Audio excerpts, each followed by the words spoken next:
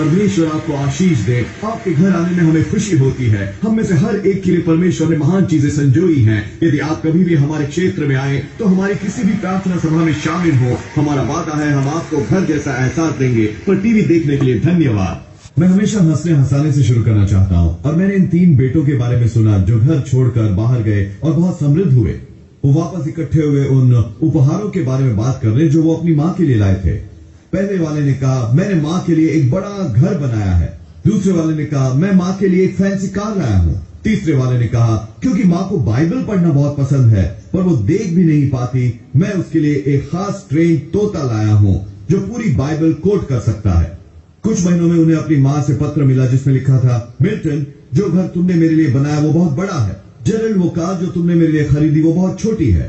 पर मेरे प्यारे डोनाल्ड, तुम्हारा साधारण सा उपहार मेरा फेवरेट था। चिकन बहुत ही स्वादिष्ट था।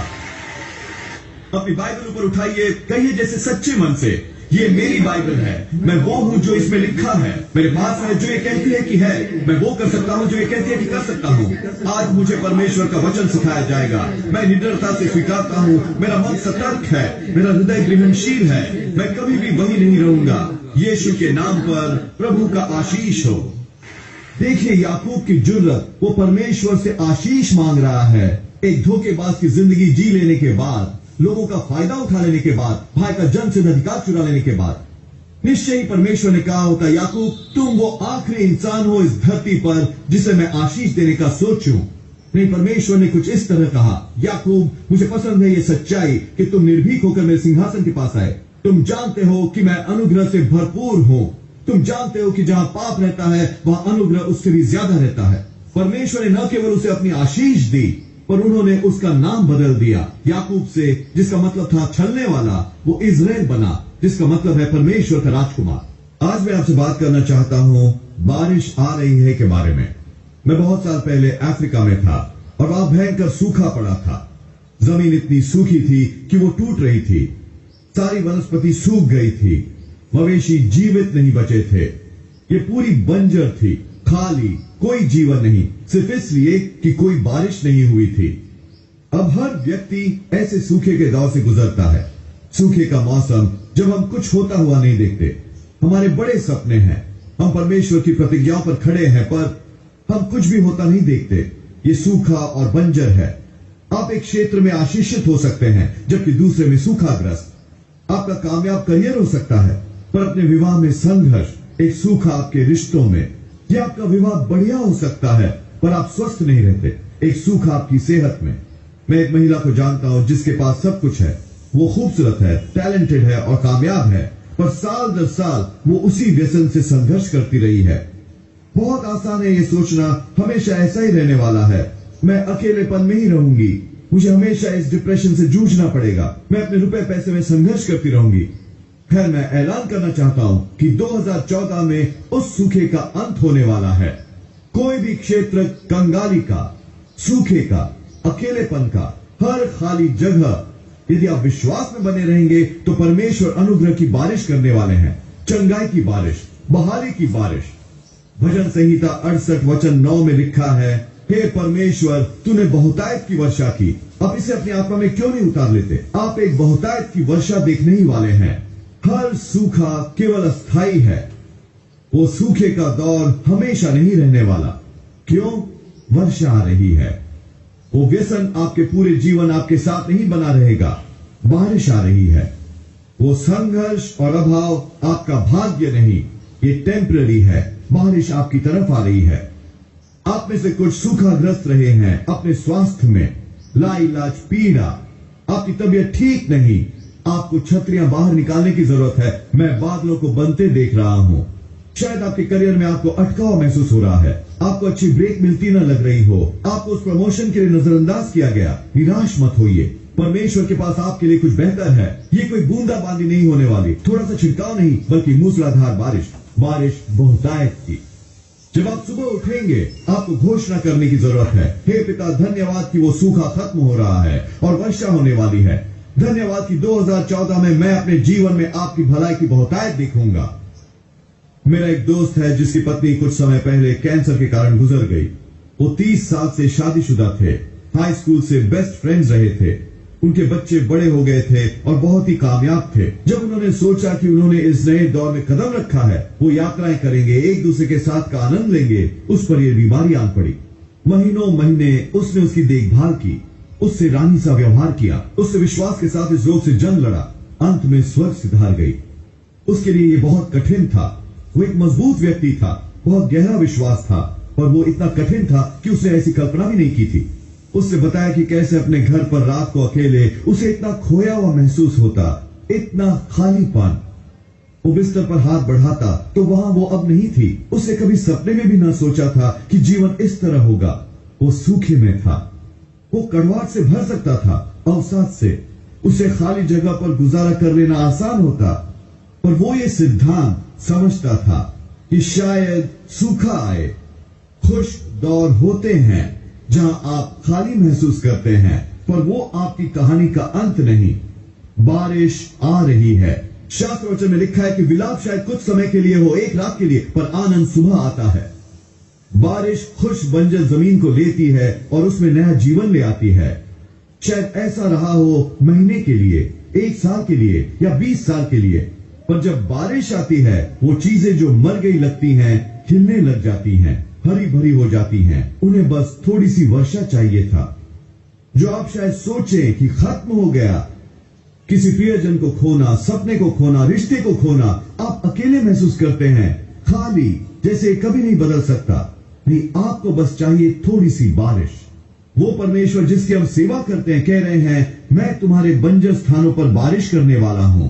अभी खत्म नहीं हुआ, मैं बरसाने वाला हूं नए अवसर, नए रिश्ते, नए आइडियाज, नए सपने। कुछ देर पहले मेरा दोस्त इस युवती से मिला। उसका पहले विवाह नहीं हुआ था। उनकी अच्छी ठनी और वो मुलाकात करने लगे। हाल ही में उनकी मंगनी हुई है। अब उसके कदमों में वो उत्साह लौट आया है। विलाप रात भर रहा, पर आनंद आया। वो एक बंजर स्थान पर था, पर परमेश्वर ने अनुग्रह बरसाया।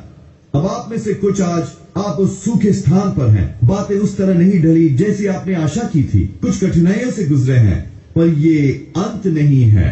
खुशी आ रही है।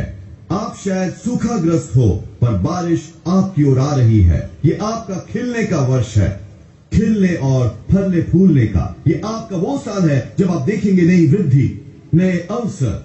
परमेश्वर अपना अनुग्रह बरसाने ही वाले हैं बहुतायत में।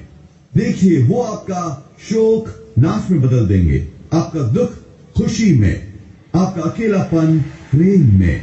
वो आपको उस रात के बदले सुंदरता देने वाले हैं। वो सूखा खत्म होने वाला है। एक राजाओं अध्याय 18 में सामरियों को एक बहुत बड़ा अकाल झेलना पड़ा था। 3.5 साल तक कोई वर्षा नहीं हुई थी। लोगों के पास खाने भर को नहीं था, बस गुजारा कर रहे थे। भविष्यवक्ता एलिया प्रकट हुआ और उसने राजा अहाब से कहा, वर्षा की बहुतायत की आवाज सुन रहा हूं। जब उसने ये कहा तो वहां एक भी बादल नहीं था आकाश पर, वर्षा का नामो निशान नहीं। फिर भी उसने उस पर विश्वास करना चुना जो उसने अपनी आत्मा में सुना। उसके बावजूद जो उसने देखा था, अपनी आंखों से उसने देखा आकार, सूखा, बंजरता, पर यहां अंदर उसने सुनी आवाज भरपूर वर्षा की। विश्वास पूरा इसी के बारे में तो है।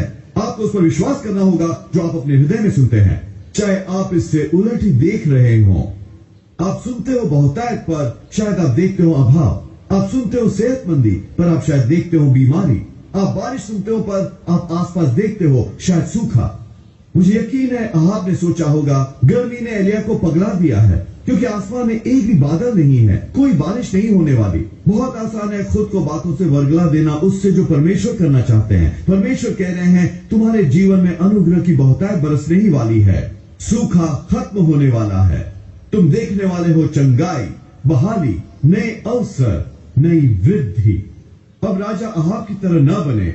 आसपास देखे और कहे, मैं ऐसा नहीं सोचता जोएल, मेडिकल रिपोर्ट अभी भी खराब है, मेरा बच्चा अभी भी भटका हुआ है, मैं कभी सही व्यक्ति से नहीं मिलूंगा।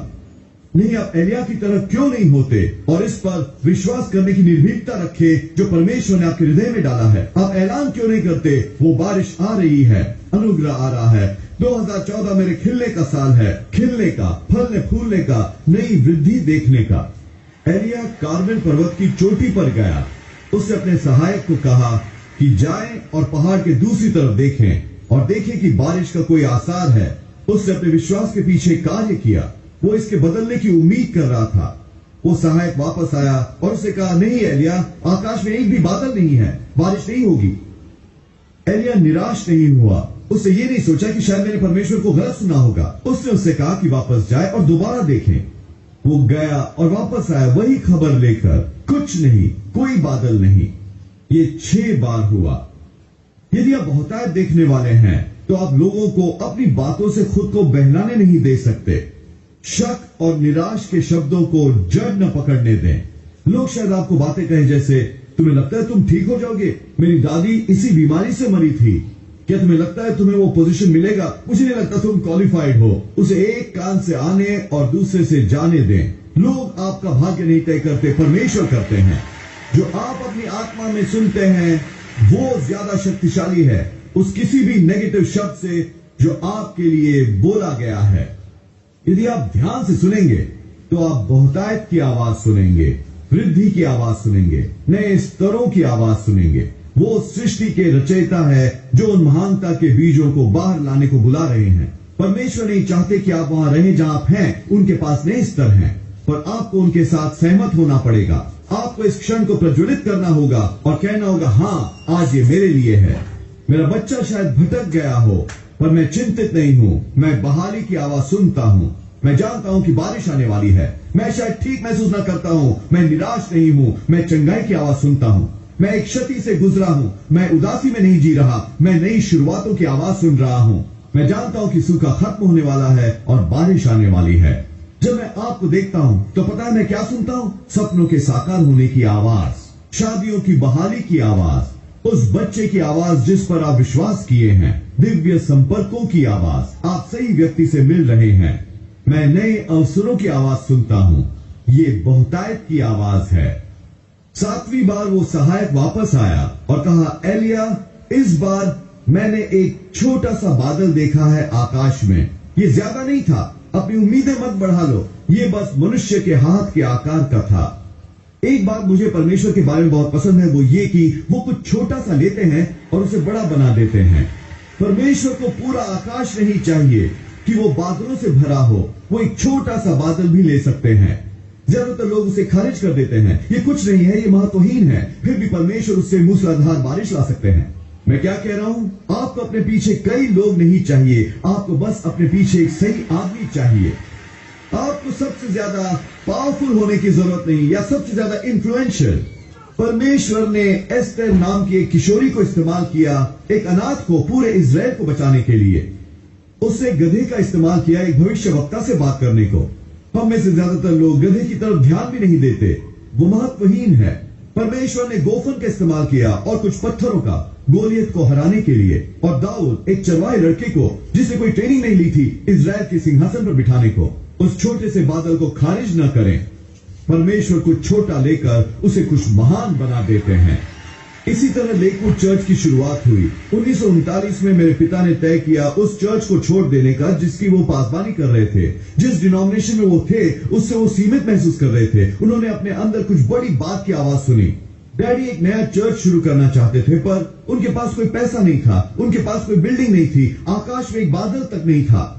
पर उनके एक पड़ोसी ने कहा, जॉन, मेरा एक पुराना घिसा पिटा सा फीड स्टोर है जिसे वो अब इस्तेमाल नहीं करता। तुम चाहो तो वो इस्तेमाल कर सकते हो। ये छोटी सी लकड़ी के ढांचे की बिल्डिंग जहां फर्श में छेद थे, अभी भी भूसा और चारा उसमें था। मेरे माता पिता और कुछ